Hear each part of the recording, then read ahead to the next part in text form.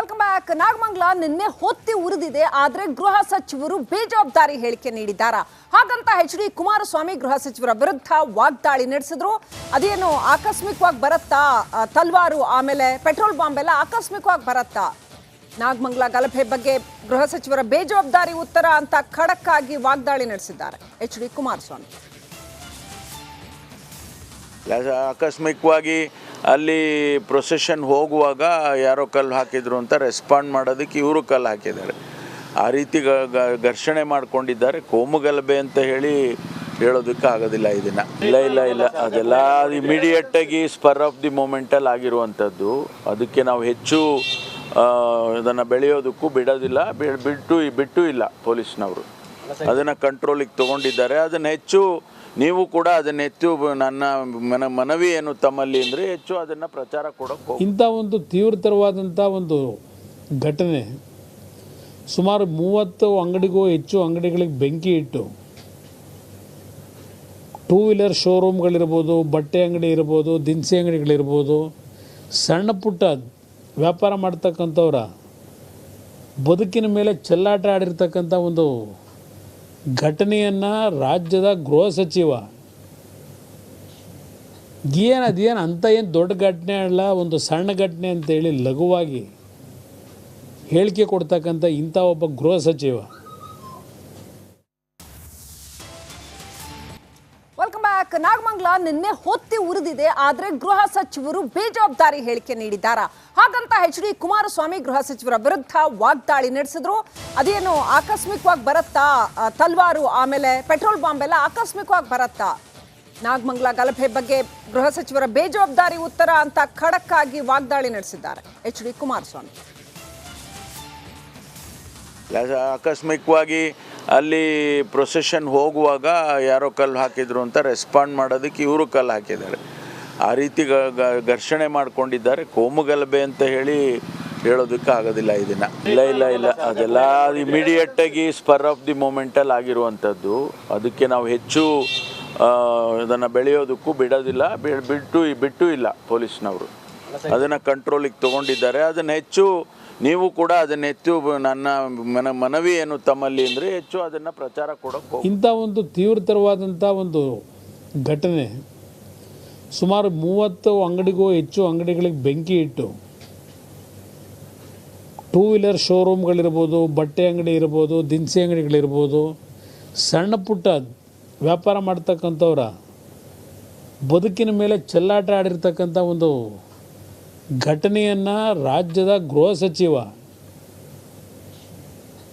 ಅದೇನು ಅಂತ ಏನು ದೊಡ್ಡ ಘಟನೆ ಅಲ್ಲ, ಒಂದು ಸಣ್ಣ ಘಟನೆ ಅಂತೇಳಿ ಲಘುವಾಗಿ ಹೇಳಿಕೆ ಕೊಡ್ತಕ್ಕಂಥ ಇಂಥ ಒಬ್ಬ ಗೃಹ ಸಚಿವ. Welcome back. ನಾಗಮಂಗಲ ನಿನ್ನೆ ಹೊತ್ತಿ ಉರಿದಿದೆ. ಆದರೆ ಗೃಹ ಸಚಿವರು ಬೇಜವಾಬ್ದಾರಿ ಹೇಳಿಕೆ ನೀಡಿದ್ದಾರೆ. ಹಾಗಂತ ಎಚ್.ಡಿ. ಕುಮಾರಸ್ವಾಮಿ ಗೃಹ ಸಚಿವರ ವಿರುದ್ಧ ವಾಗ್ದಾಳಿ ನಡೆಸಿದ್ರು. ಅದೇನು ಆಕಸ್ಮಿಕವಾಗಿ ಬರುತ್ತಾ, ತಲ್ವಾರು ಆಮೇಲೆ ಪೆಟ್ರೋಲ್ ಬಾಂಬ್ ಎಲ್ಲ ಆಕಸ್ಮಿಕವಾಗಿ ಬರುತ್ತಾ? ನಾಗಮಂಗಲ ಗಲಭೆ ಬಗ್ಗೆ ಗೃಹ ಸಚಿವರ ಬೇಜವಾಬ್ದಾರಿ ಉತ್ತರ ಅಂತ ಖಡಕ್ ಆಗಿ ವಾಗ್ದಾಳಿ ನಡೆಸಿದ್ದಾರೆ ಎಚ್.ಡಿ. ಕುಮಾರಸ್ವಾಮಿ. ಆಕಸ್ಮಿಕವಾಗಿ ಅಲ್ಲಿ ಪ್ರೊಸೆಷನ್ ಹೋಗುವಾಗ ಯಾರೋ ಕಲ್ಲು ಹಾಕಿದ್ರು ಅಂತ ರೆಸ್ಪಾಂಡ್ ಮಾಡೋದಕ್ಕೆ ಇವರು ಕಲ್ಲು ಹಾಕಿದ್ದಾರೆ. ಆ ರೀತಿ ಘರ್ಷಣೆ ಮಾಡ್ಕೊಂಡಿದ್ದಾರೆ. ಕೋಮುಗಲಭೆ ಅಂತ ಹೇಳೋದಕ್ಕೆ ಆಗೋದಿಲ್ಲ ಇದನ್ನು. ಇಲ್ಲ ಅದೆಲ್ಲ ಇಮಿಡಿಯೇಟಾಗಿ ಸ್ಪರ್ ಆಫ್ ದಿ ಮೂಮೆಂಟಲ್ಲಿ ಆಗಿರುವಂಥದ್ದು. ಅದಕ್ಕೆ ನಾವು ಹೆಚ್ಚು ಇದನ್ನು ಬೆಳೆಯೋದಕ್ಕೂ ಬಿಡೋದಿಲ್ಲ, ಬಿಟ್ಟು ಇಲ್ಲ. ಪೊಲೀಸ್ನವರು ಅದನ್ನು ಕಂಟ್ರೋಲಿಗೆ ತೊಗೊಂಡಿದ್ದಾರೆ. ಅದನ್ನು ಹೆಚ್ಚು ನೀವು ಕೂಡ ಅದನ್ನ ಹೆಚ್ಚು ನನ್ನ ಮನವಿ ಏನು ತಮ್ಮಲ್ಲಿ ಅಂದರೆ ಹೆಚ್ಚು ಅದನ್ನು ಪ್ರಚಾರ ಕೊಡೋಕ್ಕೆ. ಇಂಥ ಒಂದು ತೀವ್ರತರವಾದಂಥ ಒಂದು ಘಟನೆ, ಸುಮಾರು 30 ಅಂಗಡಿಗೂ ಹೆಚ್ಚು ಅಂಗಡಿಗಳಿಗೆ ಬೆಂಕಿ ಇಟ್ಟು, ಟೂ ವೀಲರ್ ಶೋರೂಮ್ಗಳಿರ್ಬೋದು, ಬಟ್ಟೆ ಅಂಗಡಿ ಇರ್ಬೋದು, ದಿನಸಿ ಅಂಗಡಿಗಳಿರ್ಬೋದು, ಸಣ್ಣ ಪುಟ್ಟ ವ್ಯಾಪಾರ ಮಾಡ್ತಕ್ಕಂಥವ್ರ ಬದುಕಿನ ಮೇಲೆ ಚೆಲ್ಲಾಟ ಆಡಿರ್ತಕ್ಕಂಥ ಒಂದು ಘಟನೆಯನ್ನು ರಾಜ್ಯದ ಗೃಹ ಸಚಿವ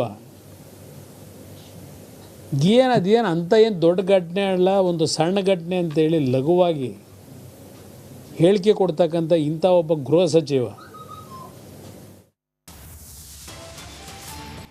ವೆಲ್ಕಮ್ ಬ್ಯಾಕ್. ನಾಗಮಂಗಲ ನಿನ್ನೆ ಹೊತ್ತಿ ಉರಿದಿದೆ. ಆದ್ರೆ ಗೃಹ ಸಚಿವರು ಬೇಜವಾಬ್ದಾರಿ ಹೇಳಿಕೆ ನೀಡಿದ್ದಾರೆ. ಹಾಗಂತ ಎಚ್.ಡಿ. ಕುಮಾರಸ್ವಾಮಿ ಗೃಹ ಸಚಿವರ ವಿರುದ್ಧ ವಾಗ್ದಾಳಿ ನಡೆಸಿದ್ರು. ಅದೇನು ಆಕಸ್ಮಿಕವಾಗಿ ಬರುತ್ತಾ, ತಲ್ವಾರು ಆಮೇಲೆ ಪೆಟ್ರೋಲ್ ಬಾಂಬ್ ಎಲ್ಲ ಆಕಸ್ಮಿಕವಾಗಿ ಬರುತ್ತಾ? ನಾಗಮಂಗಲ ಗಲಭೆ ಬಗ್ಗೆ ಗೃಹ ಸಚಿವರ ಬೇಜವಾಬ್ದಾರಿ ಉತ್ತರ ಅಂತ ಖಡಕ್ ಆಗಿ ವಾಗ್ದಾಳಿ ನಡೆಸಿದ್ದಾರೆ ಎಚ್.ಡಿ. ಕುಮಾರಸ್ವಾಮಿ. ಆಕಸ್ಮಿಕವಾಗಿ ಅಲ್ಲಿ ಪ್ರೊಸೆಷನ್ ಹೋಗುವಾಗ ಯಾರೋ ಕಲ್ಲು ಹಾಕಿದ್ರು ಅಂತ ರೆಸ್ಪಾಂಡ್ ಮಾಡೋದಕ್ಕೆ ಇವರು ಕಲ್ಲು ಹಾಕಿದ್ದಾರೆ. ಆ ರೀತಿ ಘರ್ಷಣೆ ಮಾಡ್ಕೊಂಡಿದ್ದಾರೆ. ಕೋಮು ಗಲಭೆ ಅಂತ ಹೇಳೋದಕ್ಕೆ ಆಗೋದಿಲ್ಲ ಇದನ್ನು. ಇಲ್ಲ ಅದೆಲ್ಲ ಇಮಿಡಿಯೇಟಾಗಿ ಸ್ಪರ್ ಆಫ್ ದಿ ಮೂಮೆಂಟಲ್ಲಿ ಆಗಿರುವಂಥದ್ದು. ಅದಕ್ಕೆ ನಾವು ಹೆಚ್ಚು ಅದನ್ನು ಬೆಳೆಯೋದಕ್ಕೂ ಬಿಡೋದಿಲ್ಲ, ಬಿಟ್ಟು ಇಲ್ಲ. ಪೊಲೀಸ್ನವರು ಅದನ್ನು ಕಂಟ್ರೋಲಿಗೆ ತೊಗೊಂಡಿದ್ದಾರೆ. ಅದನ್ನು ಹೆಚ್ಚು ನೀವು ಕೂಡ ಅದನ್ನು ಹೆಚ್ಚು ನನ್ನ ಮನವಿ ಏನು ತಮ್ಮಲ್ಲಿ ಅಂದರೆ ಹೆಚ್ಚು ಅದನ್ನು ಪ್ರಚಾರ ಕೊಡೋಕ್ಕೆ ಇಂಥ ಒಂದು ತೀವ್ರತರವಾದಂಥ ಒಂದು ಘಟನೆ, ಸುಮಾರು 30 ಅಂಗಡಿಗೂ ಹೆಚ್ಚು ಅಂಗಡಿಗಳಿಗೆ ಬೆಂಕಿ ಇಟ್ಟು, ಟೂ ವೀಲರ್ ಶೋರೂಮ್ಗಳಿರ್ಬೋದು, ಬಟ್ಟೆ ಅಂಗಡಿ ಇರ್ಬೋದು, ದಿನಸಿ ಅಂಗಡಿಗಳಿರ್ಬೋದು, ಸಣ್ಣ ಪುಟ್ಟ ವ್ಯಾಪಾರ ಮಾಡ್ತಕ್ಕಂಥವ್ರ ಬದುಕಿನ ಮೇಲೆ ಚೆಲ್ಲಾಟ ಆಡಿರ್ತಕ್ಕಂಥ ಒಂದು ಘಟನೆಯನ್ನು ರಾಜ್ಯದ ಗೃಹ ಸಚಿವ ಅದೇನು ಅಂತ ಏನು ದೊಡ್ಡ ಘಟನೆ ಅಲ್ಲ, ಒಂದು ಸಣ್ಣ ಘಟನೆ ಅಂತೇಳಿ ಲಘುವಾಗಿ ಹೇಳಿಕೆ ಕೊಡ್ತಕ್ಕಂಥ ಇಂಥ ಒಬ್ಬ ಗೃಹ ಸಚಿವ.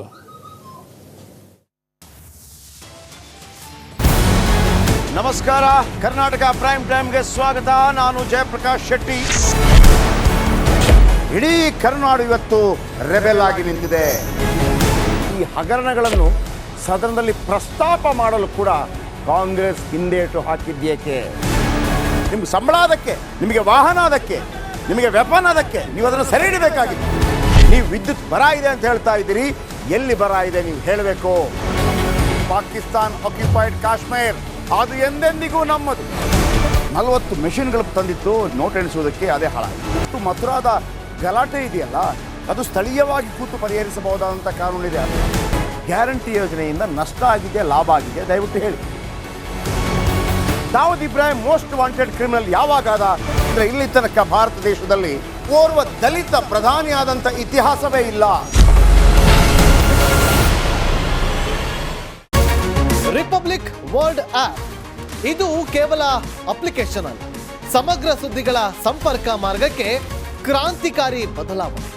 ರಿಪಬ್ಲಿಕ್ ವರ್ಲ್ಡ್ ಆಪ್ ಕೇವಲ ಸುದ್ದಿ ಅಪ್ಲಿಕೇಶನ್ ಅನ್ನ ಪರಿಚಯ ಮಾಡ್ತಾ ಇಲ್ಲ, ಬದಲಾಗಿ ಡಿಜಿಟಲ್ ಸುದ್ದಿ ಬಳಕೆಯ ಹೊಸ ಯುಗಕ್ಕೆ ನಾಂದಿ ಹಾಡ್ತಾ ಇದೆ. ಇದೊಂದು ಬ್ರೇಕಿಂಗ್ ನ್ಯೂಸ್, ಪ್ರಭಾವಶಾಲಿ ಕಾರ್ಯಕ್ರಮಗಳಿಗೆ ಗಟ್ಟಿಯಾದ ವೇದಿಕೆ.